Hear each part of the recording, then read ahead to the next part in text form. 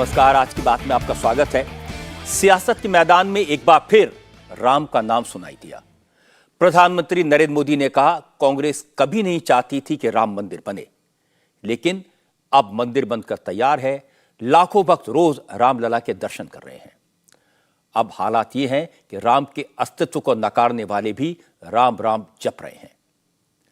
लेकिन राहुल गांधी ने राम मंदिर के बारे में बिल्कुल दूसरी तरह की बात की।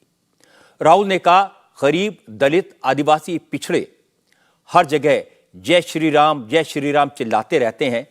क्या नारा लगाने से रोजगार मिलेगा? क्या जय श्री राम कहने से रोटी मिलेगी? राहुल ने कहा, लोगों ने अयोध्या में प्राण प्रतिष्ठा का समारोह देखा था। वहां बड़े बड़े लोग थे, कोई गरीब नहीं था। राहुल ने कहा कि मोदी के रामराज में गरीबों के लिए कोई जगह नहीं है। और राहुल गांधी के इस आरोप को बीजेपी ने बड़ा इशू बनाया, क्योंकि राहुल गांधी ने इसी तरह की बात इससे पहले कोरबा में भी कही थी। प्रधानमंत्री नरेंद्र मोदी ने आज कहा कि कांग्रेस की इतनी दयनीय हालत इससे पहले कभी नहीं देखी गई। उन्होंने कहा, अब सहयोगी दलों को तो छोड़िए, कांग्रेस के अपने नेता भी पार्टी छोड़ छोड़कर भाग रहे हैं। मोदी की इस बात पर कांग्रेस अध्यक्ष मल्लिकार्जुन खड़गे ने मोहर भी लगा दी। खड़गे ने महाराष्ट्र में कांग्रेस के कार्यकर्ताओं से कहा कि बड़ी मुसीबत है, क्या कहें, समझ में नहीं आता। पार्टी ने जिनको सब कुछ दिया वो भी ऐन मौके पर धोखा दे रहे हैं, पार्टी छोड़ रहे हैं। इसके जवाब में अशोक चव्हाण ने साफ साफ बता दिया कि उन्होंने कांग्रेस क्यों छोड़ी। उन्होंने यह भी बताया कि कांग्रेस के दूसरे नेता पार्टी छोड़कर क्यों भाग रहे हैं। दूसरी तरफ राहुल की यात्रा बिहार से उत्तर प्रदेश में पहुंची और यूपी में घुसते ही एक काला टीका लग गया। कौन सा काला टीका, यह आपको बताऊंगा। इस दौरान ओवैसी ने बिहार में कांग्रेस पर राम मंदिर के सवाल पर सवाल उठाए, कांग्रेस को कोसा, और डिटेल में इस पर बात करेंगे। मैं आपको यह भी बताऊंगा कि आज अरविंद केजरीवाल ने अचानक विधानसभा में कॉन्फिडेंस मोशन क्यों रखा, और संदेश खाली में आज तृणमूल कांग्रेस के खिलाफ बीजेपी और कांग्रेस के नेता कैसे एक पिच पर नजर आए।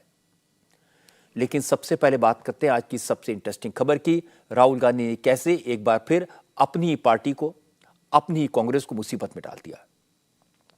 राहुल गांधी की भारत जोड़ो न्याय यात्रा आज बिहार से उत्तर प्रदेश पहुंची। इस यात्रा के दौरान राहुल यूपी में 8 दिन रहेंगे, लेकिन यूपी में कदम रखते ही राहुल को भगवान राम याद आए। चंदौली में उन्होंने अयोध्या में रामलला की प्राण प्रतिष्ठा के समारोह का जिक्र किया और राम मंदिर के मुद्दे को जातिगत जनगणना से जोड़ने का प्रयास किया।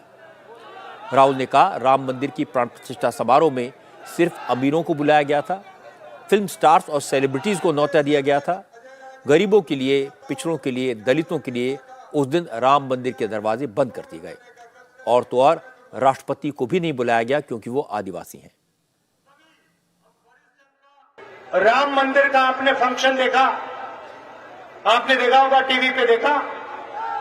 राम मंदिर में नरेंद्र मोदी आपको दिखे? अच्छा, मुझे बताओ, राम मंदिर के फंक्शन में आपको कोई किसान दिखा? एक किसान दिखा? एक गरीब व्यक्ति दिखा आपको? अमिताभ बच्चन दिखे? अंबानी और अदानी दिखे? हिंदुस्तान के सब अरबपति दिखे? बीजेपी के 2-3 नेता आपको दिखे? आदिवासी प्रेसिडेंट आपको दिखे वहां पे? राष्ट्रपति के लिए जगह नहीं थी, गरीबों के लिए जगह नहीं थी, मजदूरों के लिए जगह नहीं थी, बेरोजगार युवाओं के लिए जगह नहीं थी। मोदी जी के लिए, अदानी जी के लिए, अंबानी जी के लिए, अरबपतियों के लिए लाल कालीन लगा हुआ था। 2 हिंदुस्तान बन रहे हैं, एक 1% वाला, उसमें ये प्राइवेट हवाई जहाज में उड़ते हैं। वो हिंदुस्तान आपको टीवी पे दिखेगा, उसमें एक तरफ ऐश्वर्या राय नाचती हुई दिखेगी, डांस होगा वहां पे, दूसरी तरफ बल्ले बल्ले करके अमिताभ बच्चन निकलेंगे। वहां आपको एक भूखा नहीं दिखेगा, वहां आपको एक बेरोजगार नहीं दिखेगा, आपको एक अग्निवीर नहीं दिखेगा। तो ये दो हिंदुस्तान है। राहुल ने चंदौली में जो कहा वो उनकी सोच है। राम मंदिर के समारोह में उन्हें वहां मौजूद 4,500 साधु संत नहीं दिखाई दिए जो देश के कोने कोने से वहां पहुंचे थे, लेकिन वो इसी तरह की बातें बार बार कहते हैं। 4 दिन पहले कोरबा में भी उन्होंने इसी तरह की बात कही थी। न्याय यात्रा के दौरान छत्तीसगढ़ के कोरबा में राहुल ने कहा, जितनी बड़ी बड़ी कंपनियां हैं, बड़ी प्राइवेट यूनिवर्सिटीज़ हैं, सब की सब सवर्णों की हैं, और आप लोग दिन भर जय श्री राम चिल्लाते रहते हो। क्या इससे रोजगार मिलेगा? क्या इससे पेट भरेगा? क्या इससे शिक्षा मिलेगी? इसके बाद राहुल ने राम मंदिर की बात की, कहा कि राम राम करके बीजेपी लोगों का ध्यान असली मुद्दों से डाइवर्ट करती है और फिर इसका फायदा अमीरों को देती है। उन्होंने कहा कि गरीब, पिछड़े, दलित, आदिवासी सिर्फ नारा लगाते हैं और घंटा बजाते रहते हैं। आप हार मान गए और 24 घंटा जय श्री राम, जय श्री राम, जय श्री राम, वो सब ठीक है, मगर आपके जेब से रोज पैसा छीना जा रहा है, निकाला जा रहा है, आप भूखे मर रहे हो। आप मुझे बताओ, राम मंदिर का इनॉग्रेशन हुआ, देखा आपने? एक बेरोजगार नहीं दिखा, एक छोटा दुकानदार नहीं दिखा, एक चाय वाला नहीं दिखा, और सारे के सारे जो अरबपति हैं वो दिखे, और वहां पे वो बड़े लंबे लंबे मीडिया को भाषण दे रहे हैं। अंबानी जी दे रहे हैं, अदानी जी दे रहे हैं, उनकी बीवी दे रही है, उनके बच्चे दे रहे हैं। आपने देखा होगा भाइयों, ये 74% जो है ना लोग, और इसमें आप 2-3%, 4%, 5% जनरल कास्ट के गरीब लोगों को जोड़ दो, इनका इस देश में कुछ नहीं बचा। इनको बस या थाली बजानी है या मोबाइल फोन दिखाना है, घंटा बजाना है, ताली बजानी है और भूखा मरना है। अरे जाग जाओ भैया, कब जगोगे? कांग्रेस के बड़े बड़े नेता भी प्राइवेटली कहते हैं कि राहुल गांधी रियलिटी से काफी दूर हैं। आज पूरे देश में गांव गांव में राम मंदिर की बात हो रही है। 2.5 से 3 लाख लोग रोज अयोध्या में राम मंदिर में रामलला के दर्शन करने जाते हैं, लेकिन शायद राहुल को इसका अंदाजा नहीं है। राम मंदिर के निर्माण मुद्दे पर आज प्रधानमंत्री नरेंद्र मोदी ने कांग्रेस को आड़े हाथों लिया। मोदी ने कहा कि देश चाहता था अयोध्या में भव्य राम मंदिर बने और वो सपना पूरा हो चुका है। मोदी ने कहा, कांग्रेस के लोग जो न राम को मानते थे, न अयोध्या में राम मंदिर बनने देना चाहते थे, वो भी अब मजबूरी में जय श्री राम के नारे लगा रहे हैं। देश की इच्छा थी कि अयोध्या में प्रभु राम का भव्य मंदिर का निर्माण हो।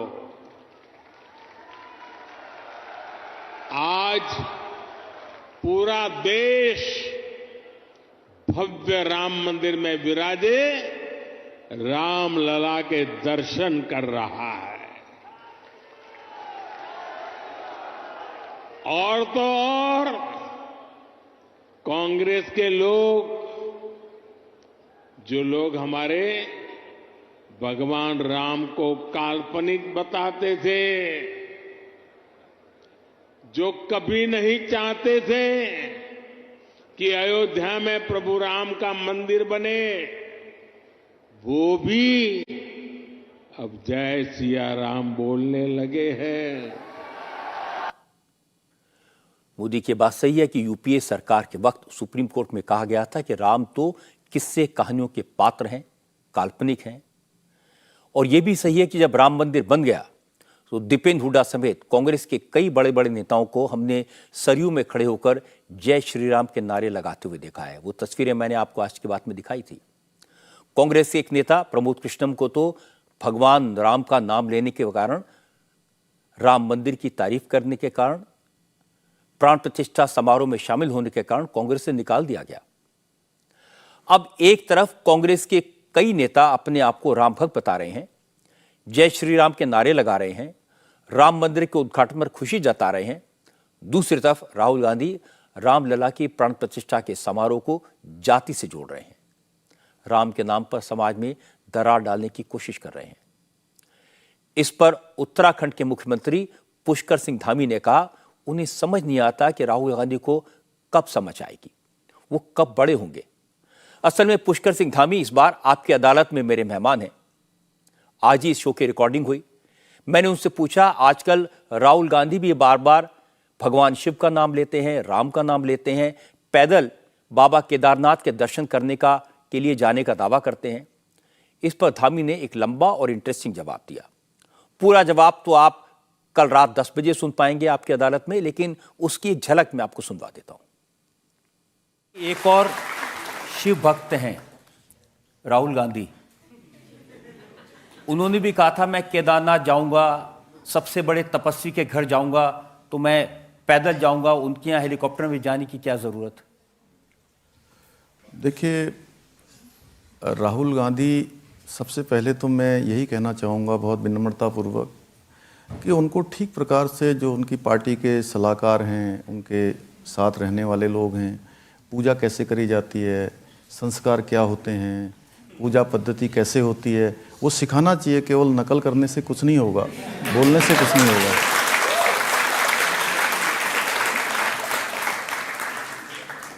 तो आप कुछ मदद करिए इस काम में उनकी थोड़ी। मैं सच बताऊं तो मैं बहुत बार सोचता हूं कि राहुल गांधी जी अब थोड़ा सीरियस हो जाएंगे, और हर बार वो मेरे को ही गलत साबित कर देते हैं। मेरे को नहीं, मैं समझता हूँ ये सब लोग भी सोचते होंगे, इनको भी गलती साबित करते होंगे। हर बार कुछ ना कुछ ऐसा करते हैं कि वो जो है, उनकी जो गंभीरता है वो समाप्त हो जाती है। राहुल गांधी की सियासत के बारे में, राहुल के बयानों के बारे में, कांग्रेस के हालात के बारे में, उत्तराखंड में यूनिफॉर्म सिविल कोड लागू करने के बारे में जो सियासत हो रही है, इस पर पुष्कर सिंह धामी ने आपकी अदालत में खुलकर जवाब दिए। उन्होंने साफ साफ कहा, अब वक्त बदल गया है, अब देश में शरीयत नहीं, समान आचार संहिता चलेगी। पुष्कर धामी ने अपने बचपन की बहुत सारी बातें बताई और आपकी अदालत में मौजूद दर्शकों की मांग पर उन्होंने एक लोकगीत गाकर भी सुनाया। पुष्कर धामी के साथ आपकी अदालत का यह पूरा शो आप देख सकेंगे कल रात 10 बजे। प्लीज वेलकम उत्तराखंड के मुख्यमंत्री पुष्कर सिंह धामी। बेड़ुपाको बारमासा, बेड़ुपाको बारमासा, नरण का फल पाको चैत मेरी सैला, नरण का फल पाको चैत मेरी सैला। उत्तराखंड के मुख्यमंत्री पुष्कर सिंह धामी आपकी अदालत में शनिवार रात 10 बजे। पुष्कर सिंह धामी की चर्चा से पहले हम बात कर रहे थे राहुल गांधी के बयान और कांग्रेस की नई नई मुश्किलात के बारे में। कांग्रेस की एक प्रॉब्लम तो राहुल गांधी का बयान है और दूसरी प्रॉब्लम यह है कि चुनाव से पहले बड़े बड़े नेता पार्टी छोड़कर जा रहे हैं। महाराष्ट्र में 2 हफ्ते में अशोक चव्हाण, मिलिंद देवड़ा और बाबा सिद्दीकी जैसे बड़े और पुराने नेता कांग्रेस का साथ छोड़ गए। इससे कांग्रेस के अध्यक्ष मल्लिकार्जुन खड़गे खासे परेशान हैं। आज उन्होंने अपनी चिंता पार्टी के कार्यकर्ताओं के सामने जाहिर भी कर दी। खड़गे आज वीडियो कॉन्फ्रेंसिंग के जरिए महाराष्ट्र कांग्रेस के नेताओं से बात कर रहे थे। इसी दौरान खड़गे ने कहा, क्या कहें, कैसे कहें, किन शब्दों में कहें, बड़े बड़े नेता पार्टी छोड़कर जा रहे हैं। जिन नेताओं को कांग्रेस ने सब कुछ दिया, वो मुसीबत की घड़ी में कांग्रेस का साथ छोड़कर जा रहे हैं। ये लोकसभा चुनाव में हम सभी को हिस्सा लेना है और इसमें एकजुट होकर काम करना है। अब हमारे पास बड़ा मुश्किल हो गया है, मैं कहूं या ना कहूं, ऐसी स्थिति है। कहूं तो मां मर जाए, ना कहूं तो बाप कुत्ता खाए बोल के हमारे जो संत कबीर का कहना था, वैसा होता है। तो हमारे पास सब कुछ, हमने जो कुछ दिया किसी को मिला और हमारा आज घर यहाँ से एक मैं क्या कहूँ, कि जिन लोगों को सब कुछ मिलता है वो घर छोड़ के चले जाते हैं। मल्लिकार्जुन खड़गे ने यह तो कह दिया कि जिन नेताओं को कांग्रेस ने काबिलियत से ज्यादा दिया वो बुरे वक्त में कांग्रेस का साथ छोड़ रहे हैं। जाहिर है उनका इशारा अशोक चव्हाण की तरफ था, इसलिए अशोक चव्हाण ने भी जवाब देने में देर नहीं की। अशोक चव्हाण ने कहा वो कभी पार्टी की कृपा से राजनीति में आगे नहीं बढ़े, जनता ने उन्हें चुनकर भेजा, चुनाव लड़े और जीते। अशोक चव्हाण ने कहा दिक्कत यह है कि कांग्रेस ने जमीन पर काम करने वाले कार्यकर्ता बचे नहीं, जो बचे हैं उनकी सुनने वाला कोई नहीं। महाराष्ट्र के कई जिलों में कांग्रेस के चुनाव लड़ने वाले नेता नहीं है, टिकट मांगने वाला कोई नहीं है। अशोक चव्हाण ने पार्टी हाईकमान को ग्राउंड रियलिटी बताई, लेकिन उनकी सुनी नहीं गई। इसके बाद वो क्या करते? अशोक चव्हाण ने कहा कि उनकी आदत नहीं है कि वो किसी की आलोचना करें, किसी की शिकायत करें, इसलिए जब उनकी बात नहीं सुनी गई तो उन्होंने अपना रास्ता अलग कर लिया और वो पक्ष चुना जो मेहनत करता है, लड़ता है और जीतता है। अशोक चव्हाण ने कहा अब ज्यादा वक्त नहीं है, लेकिन फिर भी उनकी आलोचना करने के बजाय कांग्रेस के नेता पार्टी के हालात सुधारने पर फोकस करें तो उनका भला हो सकता है। देखिए, योग्यता से ज्यादा मिला ये कहने से ये पूछताछ कीजिए, वो योग्यता थी इसलिए मेरे को लोगों ने चुन के दिया। मैं कभी भी चुन कर आया हूँ, कोई नॉमिनेटेड पोजीशन भी शायद ये पहली बार होगा कि राज्यसभा में मैं जा रहा हूँ। आज तक महाराष्ट्र की राजनीति में मैं हमेशा इलेक्शन चुनाव लड़के जीत के आया हूँ, एक आध दो बार हार भी गया, पर ज़्यादातर मैं लोगों के थ्रू चुन कर आया हूँ। तो योग्यता से किसकी योग्यता क्या है ये लोग तय करते हैं, हम अपने आपस में तय नहीं करना चाहिए। मेरी योग्यता से ज़्यादा मिला है तो ठीक है भाई, और जिसकी योग्यता उसको दीजिए, मुझे कोई शिकायत नहीं, और दिया भी है आपने बहुत सी बार, समझे ना। तो सवाल ये है, मेरी योग्यता की बात कहने से बेटर है ये जो मैं कह रहा हूँ उसमें सच्चाई क्या है ये तो देखिए। ये मेरा आपसे इतना ही कहना है, आप बड़े हैं, आप देश के नेता हैं, तो ये इसमें सच्चाई क्या है इसको देखिए। युद्ध में एक तो युद्ध करोगे तो जीतोगे, और युद्ध करोगे ही नहीं तो जीतने का सवाल ही नहीं उठता है। महाराष्ट्र में ऐसे हैं कि जहाँ कांग्रेस को टिकट लेने के लिए आदमी नहीं है, इसके ऊपर ध्यान देने को किसी को फुर्सत ही नहीं है। मैंने स्थिति के ऊपर हमेशा हर बार मेरी केंद्रीय नेतृत्व को अवगत मैंने किया है, और ठीक है अब जो भी है। ये दुर्भाग्य है कि ये कहीं पर भी नज़र नहीं आ रहा है, बोलने के बावजूद कोई सुधार नहीं है, बातें की जाती है, अमल कुछ नहीं होता है। जब अमल नहीं होगा तो फिर टाइम है कहाँ अभी। तो सवाल ऐसा है कि ऐसे सूरत में बेटर है हम किसी को क्रिटिसाइज करने से बेटर कि अपना ही रास्ता कुछ अलग चुन लें, उनको जो मर्जी करना है तो ज़रूर करें, और बाकी तो ठीक है, all the best to them. Interesting बात यह कि कांग्रेस के बारे में जो बात अशोक चव्हाण ने मुंबई में कही, वही बात दूसरे शब्दों में रेवाड़ी में प्रधानमंत्री नरेंद्र मोदी ने भी कही। मोदी ने कहा कांग्रेस इस वक्त सबसे बुरे दौर में है, चुनाव लड़ने के लिए उम्मीदवार नहीं है, कांग्रेस के नेता पार्टी छोड़ रहे हैं, कांग्रेस के साथी दल भी उसे छोड़कर भाग रहे हैं। इसकी एक ही वजह है, कांग्रेस एक ही परिवार के चक्कर में फंसी है, एक नॉन स्टार्टर के स्टार्टअप को लॉन्च करने में लगी है। एक परिवार के मोह में फंसी कांग्रेस, हरियाणा में वही हाल है। आज अपने इतिहास के सबसे दयनीय दौर से गुजर रही है। इनके नेता से अपना एक स्टार्टअप नहीं संभल रहा। ये लोग देश संभालने का सपना देख रहे हैं। आज कांग्रेस की हालत देखिए, कांग्रेस के पुराने नेता एक एक करके इनको छोड़कर जा रहे हैं। जिन्होंने कभी इनके साथ आने का इरादा किया था वो भी इनसे भाग रहे हैं। आज स्थिति ये है कि कांग्रेस के पास अपने कार्यकर्ता तक नहीं बचे हैं। जहां कांग्रेस सरकार में है वहां इनसे अपनी सरकारें भी नहीं संभल रही है। ये बात किसी से छुपी नहीं है कि पिछले कुछ वक्त में कांग्रेस के कई बड़े बड़े नेता पार्टी छोड़कर चले गए। जब से राहुल गांधी ने कांग्रेस की कमान संभाली तो पुराने जनाधार वाले नेता साइडलाइन हो गए। इसीलिए गुलाम नबी आज़ाद, कैप्टन अमरिंदर सिंह, ज्योतिरादित्य सिंधिया, किरण रेड्डी, जितेंद्र प्रसाद, विजय बहुगुणा, अशोक चव्हाण, मिलिंद देवरा, राव इंद्रजीत सिंह, राव वीरेंद्र सिंह, हिमंता बिस्व शर्मा, फेमा खाड़ू, बहुत लंबी लिस्ट है। ये सब के सब कांग्रेस के पुराने नेता थे। इन्होंने अपना जीवन कांग्रेस के लगाया था, लेकिन कांग्रेस ने सबको चुका हुआ धोखेबाज बताया। लेकिन जिसने भी कांग्रेस छोड़ी, उनमें से ज्यादातर ने राहुल गांधी की कार्यशैली को नाराजगी की वजह बताया। इसीलिए अब कांग्रेस के नेताओं को इस बात पर आत्ममंथन करना चाहिए, क्या इसके लिए मोदी जिम्मेदार है? लेकिन अशोक चव्हाण की बात सही है कि कांग्रेस के नेताओं को फिलहाल इंट्रोस्पेक्शन के लिए फुर्सत नहीं है, क्योंकि उनका फोकस राहुल गांधी की यात्रा पर है।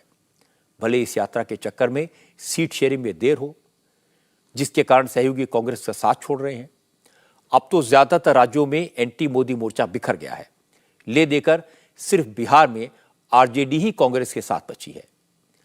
आज राहुल गांधी की भारत जोड़ो यात्रा का आखिरी दिन था, बिहार में था, इसलिए सासाराम में राहुल को सपोर्ट करने के लिए तेजस्वी यादव पहुंचे।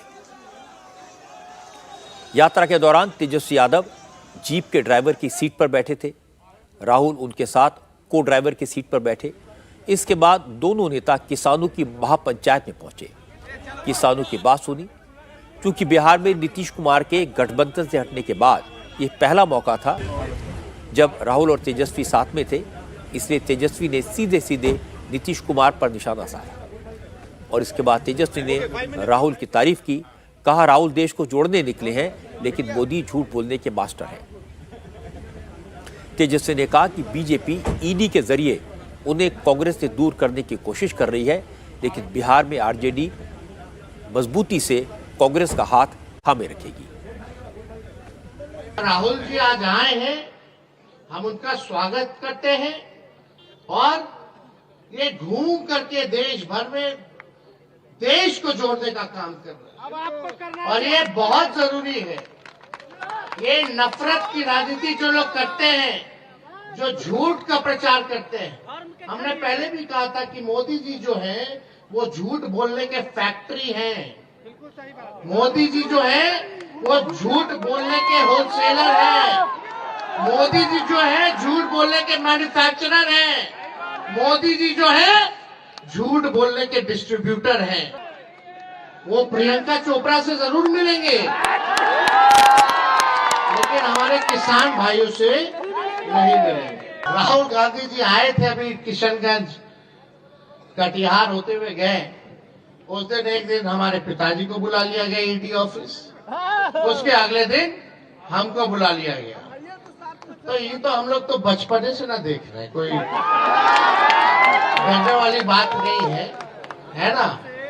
इनके गीदड़ भपकी से लालू जी और लालू जी का बेटा घबराने वाला है। किसान महापंचायत के बाद तेजस्वी और राहुल ने कैमूर में ज्वाइंट रैली की, लेकिन राहुल नीतीश के बारे में ज्यादा नहीं बोले। राहुल ने अंबानी, अडानी और जातिगत जनगणना की पुरानी बातें कहकर मोदी को कोसा और फिर मोहब्बत की दुकान की बात भी की। राहुल ने कहा बीजेपी नफरत फैलाती है, इसलिए बीजेपी के नेताओं के चेहरों पर हर वक्त गुस्सा रहता है, लेकिन कांग्रेस और आरजेडी के कार्यकर्ताओं को हर जगह मोहब्बत की दुकान खोलते देखा जाता है। इसलिए तेजस्वी हो या लालू हर वक्त मुस्कुराते रहते हैं। आप तेजस्वी जी का चेहरा देखो, ठीक से देखो, ये आपको हर टाइम मुस्कुराते हुए दिखेंगे। ये देखो मुस्कुरा रहे हैं। लालू जी आपको मुस्कुराते हुए दिखेंगे। कांग्रेस पार्टी हमारे नेता बैठे थे, वो सब मुस्कुरा रहे हैं। और बीजेपी के नेताओं को चेहरा देखो, नरेंद्र मोदी को देखो, अमित शाह को देखो, राजनाथ सिंह को देखो, तो चेहरा ऐसे होता है।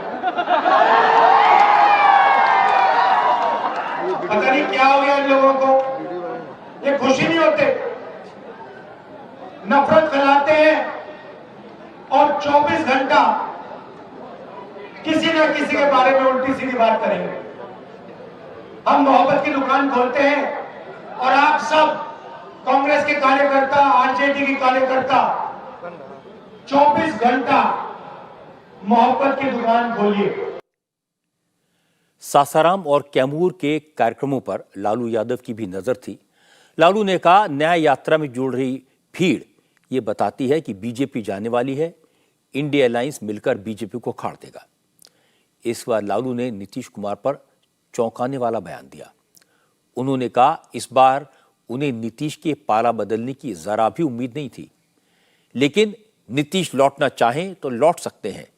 उन्होंने अपने दरवाजे उनके लिए बंद नहीं किए हैं। राहुल गांधी भी निकले, भारत जोड़ो यात्रा तेजस्वी जी भी हाँ गए, बहुत भीड़ दिख रहा है उधर से। हाँ, काफी भीड़ है और जीतेंगे हम लोग। राहुल जी पीएम बनेंगे, कोई कमी थोड़ी है। धर्म कर्म दिन रात, धर्म कर्म धर्म कर्म, रोजी रोजगार सब खत्म। भगवान जी राम जी के खाली नाम ले रहा है। हमेशा लड़ते रहे हैं, हमेशा हैं और लड़ते रहेंगे, इनको परास्त करा है। नीतीश जी का तो आदत है, उनको क्या बोले, बदल दिए। सोचे थे कैसा करेंगे? हम नहीं सोचे थे। कल बड़ा नीतीश से प्रेम से मिले आप? हाँ सर, कल मुलाकात। अब वो उतर रहे थे, हम चढ़ रहे थे। कुछ बात भी उनको नहीं, हम शुभकामना उनको भी दे दिए, बधाई। फिर मौका देंगे आएंगे तो? अब आएंगे तो देखेंगे, मौका दे सकते। दरवाजा खुला हुआ है नीतीश जी के लिए, क्या खुला ही रहता है दरवाजा में, क्या करना। एक वक्त था जब लालू यादव को देखने के लिए, उनकी बातों को सुनने के लिए हजारों की भीड़ जुटती थी। लालू यादव एक जबरदस्त वक्ता थे, जनता की नब्ज को समझते थे और जनता के भाषा में अपनी बात कहते थे। लेकिन अब लालू की सेहत उनको साथ नहीं दे रही है। जिस तरह से हमने आज देखा, वो इतना धीरे बोलने वालों में नहीं थे, लेकिन उनको इस तरह से देखकर दुख तो होता है। लालू सेहत के कारण राजनीति में अब पहले की तरह एक्टिव तो नहीं है और ये तेजस्वी यादव के लिए बड़ी चुनौती है। और लालू भी इस बात को समझते हैं, इसीलिए उन्होंने नीतीश कुमार से पुरानी दुश्मनी भूलकर उन्हें साथ लिया था। लेकिन चुनाव से पहले नीतीश साथ छोड़ गए, इसलिए बिहार में आरजेडी का रास्ता आसान नहीं होगा। जहां तक कांग्रेस के साथ का सवाल है, इससे कांग्रेस को फायदा हो सकता है, लेकिन आरजेडी को इसका लाभ मिलेगा, इसकी उम्मीद कम है। वैसे दिल्ली और पंजाब में अरविंद केजरीवाल ने भी कांग्रेस से दूरी बना ली है, लेकिन केजरीवाल का फोकस फिलहाल चुनाव से ज्यादा शराब घोटाले के केस में गिरफ्तारी से बचने पर है। आज केजरीवाल ने एक नया पैंतरा चला। उन्होंने विधानसभा में अचानक विश्वास मत पेश करने का ऐलान कर दिया। हालांकि केजरीवाल की सरकार को किसी तरह का खतरा नहीं है। 70 मेंबर्स वाली विधानसभा में केजरीवाल की पार्टी के 62 एमएलएज हैं और केजरीवाल से किसी ने विश्वास मत हासिल करने को कहा भी नहीं था। इसके बावजूद केजरीवाल ने पहले ट्विटर पर लिखा वो आज विश्वास मत का प्रस्ताव पेश करेंगे और उसके थोड़ी देर बाद उन्हें कॉन्फिडेंस मोशन असेंबली में रखते हुए देखा गया। फिर उन्होंने इल्जाम लगाया कि बीजेपी उनकी पार्टी को तोड़ने की कोशिश कर रही है। केंद्र सरकार की मदद से दिल्ली में आम आदमी पार्टी की सरकार को गिराने की कोशिश हो रही है। आम आदमी पार्टी के विधायकों को 25-25 करोड़ रुपए का ऑफर दिया जा रहा है। और इसके बाद केजरीवाल ने खुद ही यह भी बता दिया कि उनकी पार्टी का एक भी विधायक न बिका न टूटा। केजरीवाल ने कहा शराब घोटाले की जांच के नाम पर बड़ी साजिश हो रही है। ईडी की जांच के बाद उनकी गिरफ्तारी और फिर उनकी सरकार गिराने की तैयारी की जा रही है। इसीलिए वो सदन में विश्वास प्रस्ताव रख रहे हैं। अभी कुछ दिन पहले मेरे पास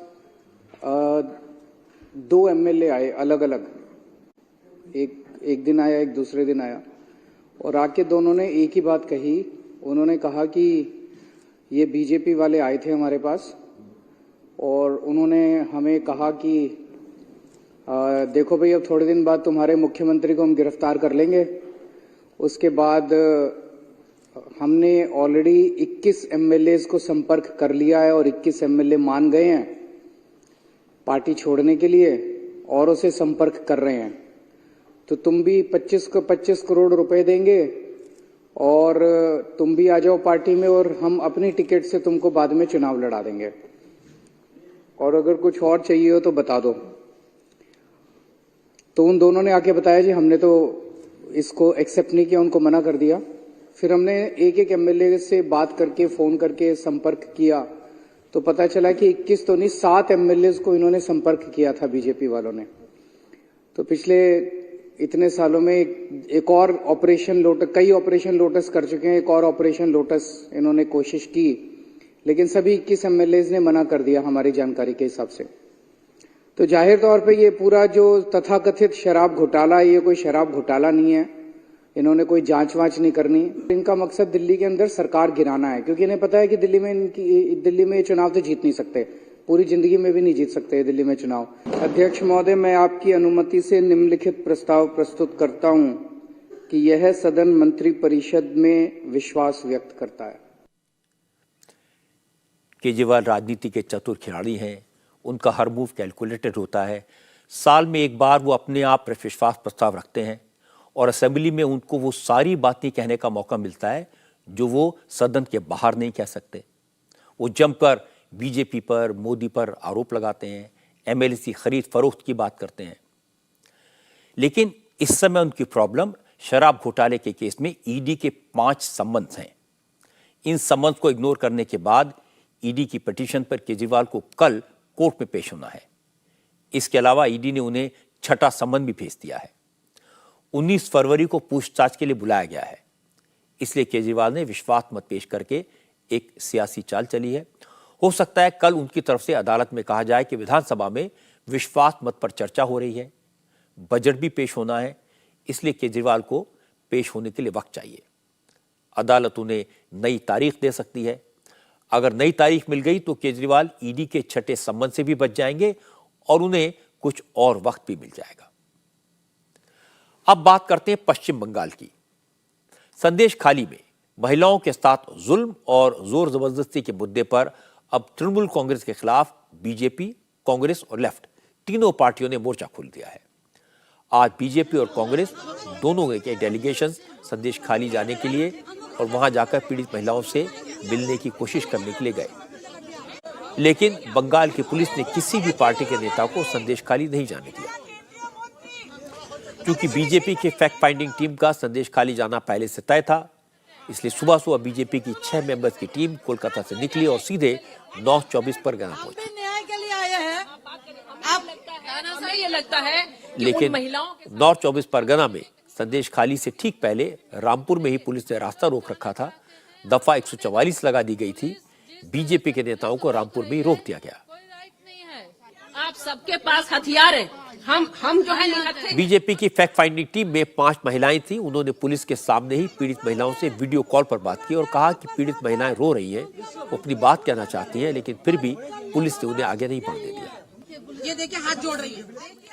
जब बंगाल पुलिस ने बीजेपी की टीम को संदेश खाली जाने की इजाजत नहीं दी तो बीजेपी के नेता कोलकाता लौट आए। उन्होंने कोलकाता में गवर्नर सीवी आनंद बोस से मुलाकात की। इस मुलाकात के बाद बीजेपी के लीडर और केंद्रीय मंत्री अन्नपूर्णा देवी ने कहा उन्होंने राज्यपाल को जमीनी हकीकत से वाकिफ करा दिया है। हाई कोर्ट में पिटीशन फाइल की गई है। बीजेपी के नेता कोर्ट की परमिशन लेकर संदेश खाली जाएंगे। आज संदेश खाली की महिलाएं डर के मारे बहुत कुछ बोल नहीं पा रही है। जब हम लोग रामपुर में थे, वीडियो कॉल के माध्यम से वो रो रो कर बता रही थी, वो चेहरा ढक रही थी और पीछे से पुलिस उसको मार रही है। संदेश खाली आके ऐसे आधे रास्ते से आज हम लोग जा रहे हैं, बीच रास्ते से नहीं लौटेंगे। हम लोग उच्च न्यायालय में अर्जी करेंगे कि कानूनी तौर पे हमें वहाँ पे जाने की अनुमति दे और हम लोग संदेश खाली जाके रहेंगे। संदेश खाली में जिस तरह से महिलाओं के साथ, बच्चियों के साथ, वहाँ के नई बहुओं के साथ जो अत्याचार हुआ है टीएमसी के गुंडों के द्वारा, पुलिस के द्वारा, उसको हम उजागर भी करना चाहते हैं और उस बेटी बहू को न्याय मिले, इसके लिए भारतीय जनता पार्टी हमेशा उनके साथ है।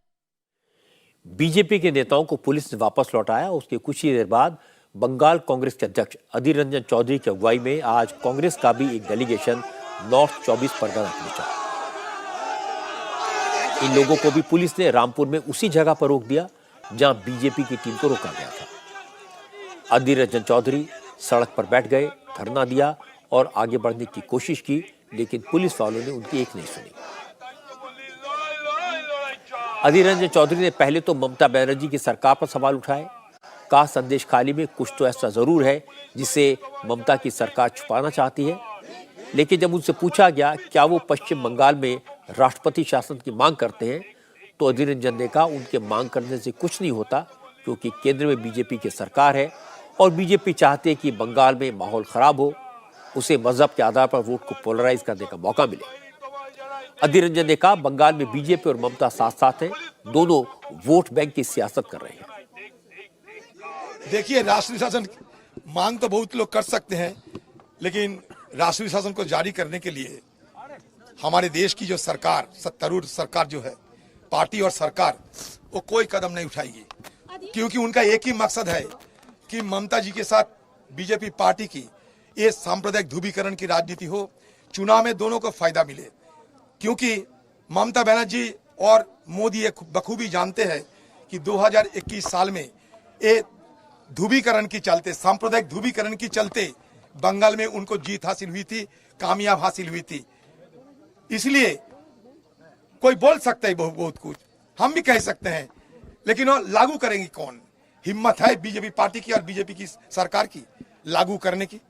हिम्मत नहीं है, क्योंकि नहीं करेगी, क्योंकि ये ध्रुवीकरण दोनों को सूट करते हैं। चुनावी ध्रुवीकरण दोनों पार्टी को सूट करते हैं। बीजेपी और टीएमसी दोनों को ये चुनावी ध्रुवीकरण फायदेमंद महसूस होते हैं, इसलिए कुछ नहीं होगी। संदेश खाली में महिलाओं के साथ जुल्म का मामला राष्ट्रपति तक पहुंच गया है। SC/ST कमीशन की एक टीम कल संदेश खाली गई थी, पीड़ित महिलाओं से बात की थी। आयोग ने अपनी रिपोर्ट राष्ट्रपति महोदया को सौंप दी और इसके बाद आयोग के चेयरमैन अरुण हल्दर ने कहा उन्होंने संदेश खाली के गंभीर हालात से राष्ट्रपति को अवगत करा दिया है। अब राष्ट्रपति कानूनी सलाह लेने के बाद जरूरी कदम उठाएंगी। चूंकि अनुसूचित जाति आयोग से लेकर बीजेपी और कांग्रेस तक सभी ने ममता बनर्जी की सरकार पर सवाल उठाए, तो ममता सरकार में मंत्री शशि पांजा ने जवाब दिया। कहा कि संदेश खाली में महिलाओं के आरोपों की जांच हो रही है, बहुत सारे लोगों को गिरफ्तार किया गया है, लेकिन बीजेपी और कांग्रेस के नेता जानबूझकर राजनीति कर रहे हैं, बंगाल को बदनाम कर रहे हैं।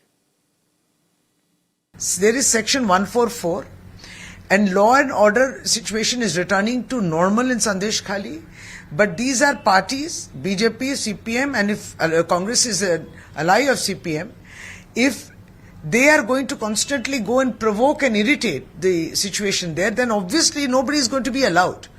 And we are not allowing anybody to conceal anything. All these protests that they are, trying their best to kind of reach up to Sandesh Khali, this is basically to occupy that space in media, to show it through the media to the janta that look how much we are trying to protest and how much we are trying to do. I think that is a very shallow way of pursuing politics. संदेश खाली में आदिवासी महिलाओं के साथ जो हैवानियत हुई वो शर्मनाक है। मैंने उन महिलाओं की बातें सुनी हैं जो साफ साफ कह रही थी कि तृणमूल कांग्रेस का नेता शाहजहां और उसके गुंडे उनकी जमीन पर कब्जा करते हैं, महिलाओं को, उनकी बेटियों को जबरन घर से उठा ले जाते हैं और जोर जबरदस्ती करते हैं। उन्होंने पुलिस को इसलिए नहीं बताया क्योंकि पुलिस पर उन्हें भरोसा नहीं है। उनका कहना है कि पुलिस शाहजहां से मिली हुई है और ये वीडियो ममता बनर्जी ने भी देखा होगा। लेकिन ममता ने कल विधानसभा में कह दिया महिलाएं झूठ बोल रही हैं, महिलाएं हिंदू हैं और जिस पर आरोप लगा वो मुसलमान है, तृणमूल कांग्रेस का नाता है, इसलिए ममता इसे बीजेपी की साजिश बता रही है। ममता का कहना है कि बीजेपी बंगाल में हिंदुओं और मुसलमानों को भड़काकर वोटों को पोलराइज करना चाहती है, इसलिए महिलाओं को मोहरा बनाया गया। लेकिन मुझे लगता है कि कोई महिला किसी भी जाति की हो, किसी भी धर्म की हो, गरीब हो, अमीर हो, किसी भी कीमत पर अपनी आबरू का सौदा नहीं करेगी। इसलिए ममता का बयान हैरान करने वाला है। वो खुद एक महिला है, बड़ा संघर्ष करके वो इस पोजीशन तक पहुंची है। उन पर भी बहुत जुल्म हुए थे और परेशानी यह है कि ममता आजकल हर मुद्दे को मजहब से जोड़ देती हैं और वो बार बार कहती हैं कि जैसे बीजेपी ने उत्तराखंड में यूसीसी लागू कर दिया, वैसे ही बीजेपी देश भर में यूसीसी और सीएए लागू करेगी, लेकिन वो बंगाल में कभी ऐसा नहीं होने देगी। और ये सही है कि उत्तराखंड में यूसीसी लागू किया गया है, बीजेपी से बड़ा इशू बना रही है। आपकी अदालत में इस बार मेरे मेहमान उत्तराखंड के चीफ मिनिस्टर पुष्कर सिंह धामी ने यूसीसी के बारे में बात की। शो की रिकॉर्डिंग के दौरान मैंने धामी से पूछा कि आखिर यूसीसी की जरूरत क्या पड़ी। मुस्लिम भाइयों को लगता है कि यूसीसी लागू होने से उन्हें इस्लामिक परंपराओं का पालन करने में दिक्कत होगी।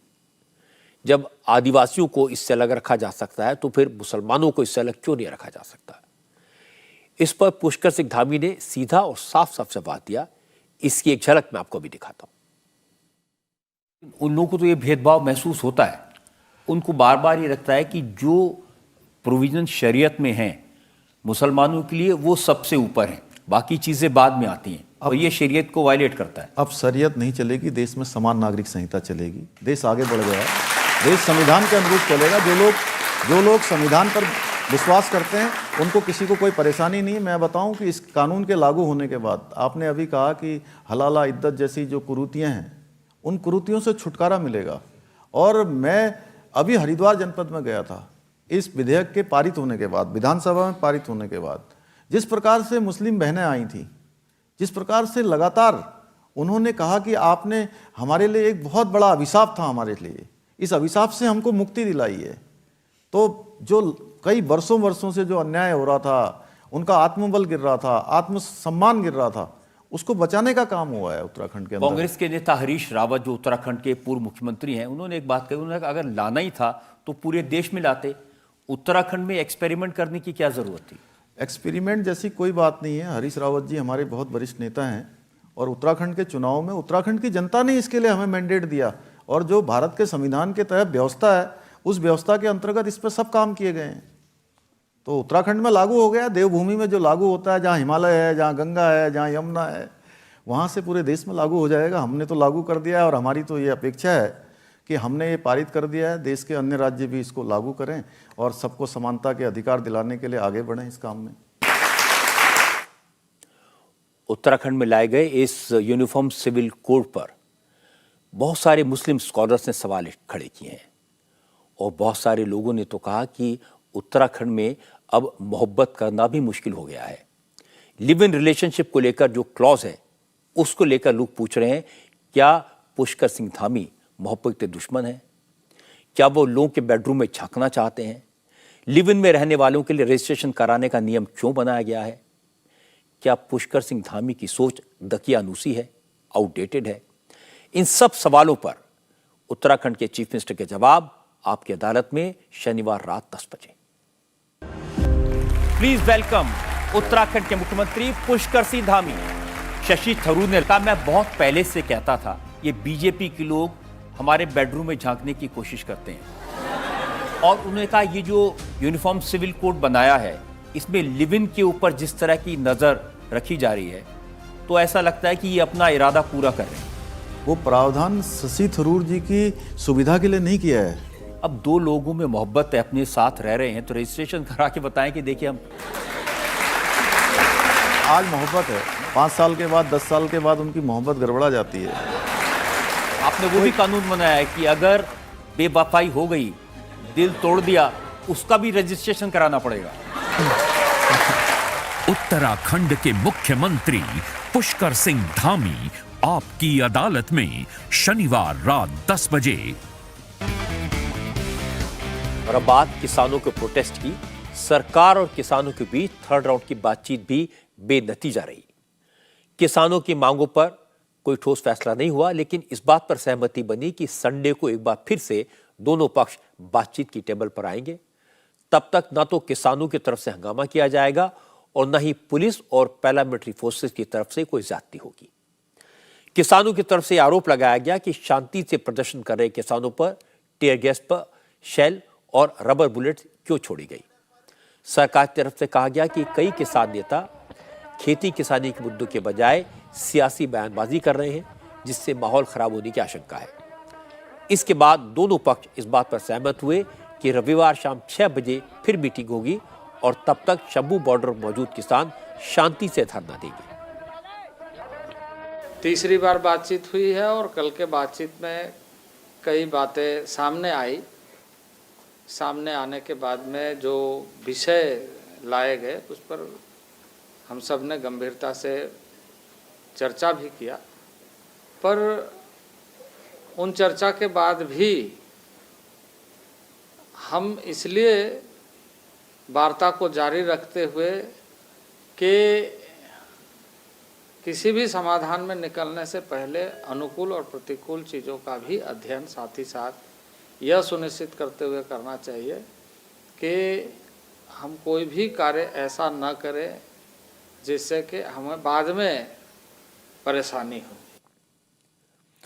हालांकि हरियाणा पुलिस का दावा है कि शंभू बॉर्डर पर प्रदर्शनकारी बार बार पुलिस को उकसाने की कोशिश कर रहे हैं। हरियाणा पुलिस ने 2 वीडियो जारी किए हैं।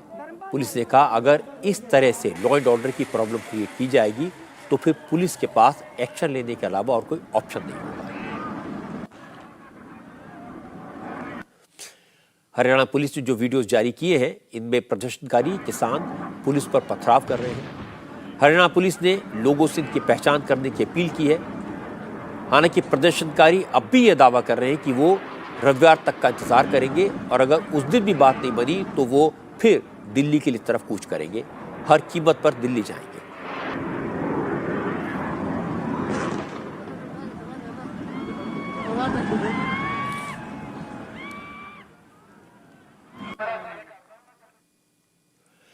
मुझे लगता है कि इस बार आंदोलन को लीड कर रहे किसान नेता इस तरह की हरकत करने वालों को रोकेंगे, क्योंकि इससे आंदोलन की छवि खराब होती है। पुलिस को सख्ती करनी पड़ती है, टकराव होता है। पिछली बार जब किसानों का आंदोलन हुआ था तो ज्यादातर संगठन एकजुट होकर सामने आए थे। किसान नेताओं की कमेटी थी जो सारे फैसले लेती थी, लेकिन इस बार प्रोटेस्ट करने वाले किसान ज्यादातर पंजाब के हैं। भारतीय किसान यूनियन जैसे संगठन उनको ज़बानी सपोर्ट तो दे रहे हैं, लेकिन उन्होंने प्रोटेस्ट का अलग रास्ता चुना है। अच्छी बात है कि प्रोटेस्ट करने वाले किसान नेताओं ने अब पीसफुल प्रदर्शन करने का फैसला किया है। लोकतंत्र में शांतिपूर्ण तरीके से प्रदर्शन करने का अधिकार सबको है। उम्मीद करनी चाहिए कि बातचीत से कोई रास्ता जरूर निकलेगा। आगे बढ़ने से पहले आपको याद दिला दूं कि इस बार आपकी अदालत में मेरे मेहमान हैं उत्तराखंड के मुख्यमंत्री पुष्कर सिंह धामी। धामी ने सबसे पहले सपना देखा था फौज में जाने का, नहीं जा पाए। फिर डॉक्टर बनने के लिए कोचिंग की, नहीं बन पाए। फिर मैनेजमेंट की पढ़ाई की, उसके बाद में लॉ में ग्रेजुएशन किया, फिर पब्लिक एडमिनिस्ट्रेशन में डिप्लोमा लिया, लेकिन ये सब कुछ काम नहीं आया। किस्मत का खेल देखिए, वो उत्तराखंड में सबसे कम उम्र के मुख्यमंत्री बने। मैंने धामी से पूछा कि वो पिछले दरवाजे से आकर अचानक मुख्यमंत्री कैसे बन गए। इस सवाल का जवाब आप पुष्कर सिंह धामी से सुन पाएंगे आपकी अदालत में कल रात 10 बजे। धामी जी, एक और शिव भक्त हैं राहुल गांधी। उन्होंने भी कहा था मैं केदारनाथ जाऊंगा, सबसे बड़े तपस्वी के घर जाऊंगा, तो मैं पैदल जाऊंगा, उनके यहाँ हेलीकॉप्टर में जाने की क्या ज़रूरत है। राहुल गांधी जो उनके साथ रहने वाले लोग हैं, पूजा कैसे करी जाती है वो सिखाना चाहिए। केवल नकल करने से कुछ नहीं होगा, बोलने से कुछ नहीं होगा। आप कुछ मदद करिए इस काम में इनकी थोड़ी। मैं सच बताऊं तो मैं बहुत बार सोचता हूं कि राहुल गांधी जी अब थोड़ा सीरियस हो जाएंगे, अब थोड़ा सीरियस हो जाएंगे, और हर बार वो मेरे को ही गलत साबित कर देते हैं। उत्तराखंड के मुख्यमंत्री पुष्कर सिंह धामी आपकी अदालत में शनिवार रात 10 बजे। असदुद्दीन ओवैसी ने आज बिहार के सीमांचल में अपने इलेक्शन कैंपेन की शुरुआत की। ओवैसी 3 दिन के दौरे पर बिहार में हैं। पहले दिन किशनगंज में उन्होंने एक पब्लिक मीटिंग के दौरान कहा बीजेपी मुसलमानों के हक छीन रही है और जो पार्टियां सेक्युलरिज्म की बातें करती हैं वो सिर्फ मुसलमानों का वोट लेती हैं, चुनाव के बाद मुसलमानों को भूल जाती है।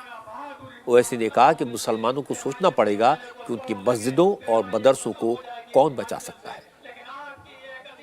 बीजेपी अब खुलकर कह रही है, देश के प्रधानमंत्री तो अब तो बड़े पुजारी भी बन चुके हैं, वो माशाअल्लाह से हर चीज वो कर लेते हैं।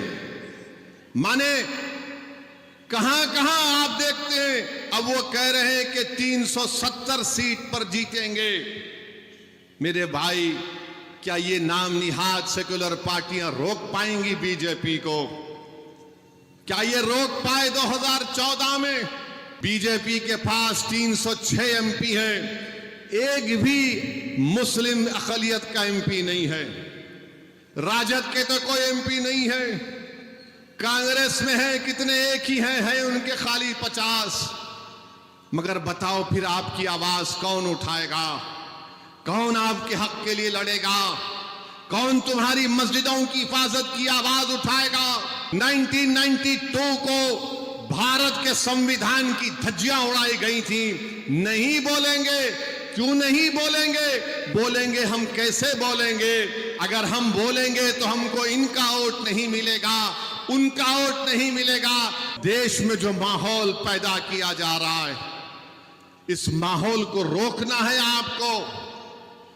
इस माहौल को आप सिर्फ जज्बाती तकारीर और नारों से नहीं रोकेंगे। इस माहौल को अगर आपको रोकना है तो आपको अपनी लीडरशिप को मजबूत करना पड़ेगा। ओवैसी उन गिने चुने नेताओं में से हैं जो अपनी बात बेबाकी से कहते हैं, खुलकर मुसलमानों की हिमायत करते हैं, उनके इश्यूज उठाते हैं, मोदी पर भी निशाना लगाते हैं। और मोदी विरोधी मोर्चे के जितने नेता हैं, राहुल गांधी से लेकर तेजस्वी यादव तक, ओवैसी सबसे पूछते हैं कि वो मोदी को क्यों नहीं रोक पाए। और आजकल ओवैसी शिकायत उत्तराखंड के मुख्यमंत्री पुष्कर सिंह धामी से सबसे ज्यादा है। ओवैसी यूनिफॉर्म सिविल कोड को लेकर धामी पर बरसते हैं। हल्द्वानी में जहां मस्जिद गिराने को लेकर दंगा हुआ, उसको लेकर ओवैसी ने आरोप लगाया कि बीजेपी के लोग मुसलमानों से हर मस्जिद छीनना चाहते हैं, मुसलमानों की आइडेंटिटी खत्म करना चाहते हैं। आपकी अदालत में पुष्कर सिंह धामी ने ओवैसी के आरोपों का जवाब दिया। उन्होंने कहा, सरकारी जमीनों पर कब्जा करने की नीयत से सैकड़ों मज़ारें बना दी गई, लेकिन जब खुदाई करके देखा गया तो वहां कुछ नहीं मिला। इसलिए उत्तराखंड में इस तरह की कोशिश अब कोई नहीं कर पाएगा, इसे बर्दाश्त नहीं किया जाएगा। क्या ये सही है कि उत्तराखंड को भारतीय जनता पार्टी, प्रधानमंत्री मोदी और पुष्कर सिंह धामी एक प्रयोगशाला के तौर पर इस्तेमाल कर रहे हैं, हिंदुत्व की प्रयोगशाला जिसे कहा जाता है? कि प्रयोगशाला जैसी कोई बात नहीं है। उत्तराखंड की जनता ने हमको मैंडेट दिया है, हमने भारत के संविधान के प्रावधानों के अनुसार काम किया है। और हिंदुत्व अगर उत्तराखंड देवभूमि में नहीं होगा तो फिर कहाँ होगा? देखिए, आपके बारे में बात इसलिए कही जाती है कि आपने कोई ये पहला काम नहीं किया। पहले आपने 3793 मज़ारों को आइडेंटिफाई किया और उनको नेस्तनाबूद करवा दिया। देखिए, मज़ारें, ये केवल मज़ारों के कारण ऐसा नहीं कराया हमने कहा है कि उत्तराखंड में जो अतिक्रमण है, धार्मिक चीज़ों को आगे रखकर इंक्रोचमेंट किया है, अवैध रूप से कब्जा किया है, अतिक्रमण किया है, सरकारी ज़मीनों को कब्जाने का काम किया है, इस अतिक्रमण को कौन वैध ठहरा सकता है? बताइए आप लोग, अतिक्रमण पर कार्रवाई होनी चाहिए कि नहीं होनी चाहिए? तो वही काम किया है हमने। आप कह रहे हैं कि अतिक्रमण हुआ, लेकिन अतिक्रमण आपको सिर्फ मज़ारों पे नजर आया और आपने इसको नाम दिया लैंड जिहाद। मैंने कहा कि बहुत सारे ऐसे स्थान हैं जहां से हमने मैं एक बात और बता दूं आपको कि उत्तराखंड क्या है हमारा, देखिए, बहुत भाईचारे से रहने वाला राज्य है। आपस में सब बड़े प्रेम पूर्वक रहते हैं, लेकिन अतिक्रमण को कोई जाज नहीं ठहरा सकता है। जहाँ पर मज़ारें बना रखी हैं, मज़ारों को जब हटाया गया, वन भूमि पर है, रेवेन्यू की भूमि पर है, सिंचाई विभाग की ज़मीन पर है, पीडब्ल्यूडी की ज़मीन पर है, अन्य ज़मीनों पर जो सरकारी भूमि है, उसके नीचे जब खोदा गया तो कोई भी अवशेष नहीं मिले हैं। मज़ारें कहाँ बनती हैं? तो ये था छदम, इसलिए हमने इसको लैंड जिहाद की संज्ञा दी। पुष्कर सिंह धामी ने सरकारी जमीनों पर कब्जे के सवाल पर डिटेल में जवाब दिया। हल्द्वानी में हुई हिंसा को भी इसी तरह की कोशिश का नतीजा बताया। यूसीसी के सवाल पर धामी ने कहा, अब देश में शरीयत नहीं, समानता का कानून चलेगा। अब सरकारी जमीनों पर मंदिर, मस्जिद, मजार या मदरसे बनाने की इजाजत नहीं दी जाएगी। धामी ने कहा, मुसलमानों को डरने की जरूरत नहीं है, लेकिन कानून तोड़ने वालों को किसी भी कीमत पर बख्शा नहीं जाएगा। आपकी अदालत में पुष्कर सिंह धामी ने अपने बचपन के, अपनी जिंदगी के, अपने राजनीतिक सफर के कई राज खोले। पुष्कर सिंह धामी के साथ आपकी अदालत का यह पूरा शो आप देख पाएंगे कल रात 10 बजे। प्लीज वेलकम उत्तराखंड के मुख्यमंत्री पुष्कर सिंह धामी। यूसीसी लागू होने के बाद उत्तराखंड में बहन, भांजी, भतीजी, मौसी, बुआ, चचेरी बहन, फुफेरी बहन, मौसेरी बहन, माँ, सौतेली माँ, नानी, सौतेली नानी, परनानी, माता की दादी, दीदी, सौतेली दादी, पिता की परनानी, पिता की सौतेली नानी, परदादी, सौतेली परदादी, बेटी और परनानी की विधवा, बेटे के पोते की विधवा, बेटे की नातिन, परपोती, परपोती की विधवा, बेटे की नातिन, नातिन की विधवा, इनसे शादी नहीं कर सकते। जो शादियां जैसे हो रही थी वैसे ही होंगी। उत्तराखंड के मुख्यमंत्री पुष्कर सिंह धामी आपकी अदालत में शनिवार रात 10 बजे।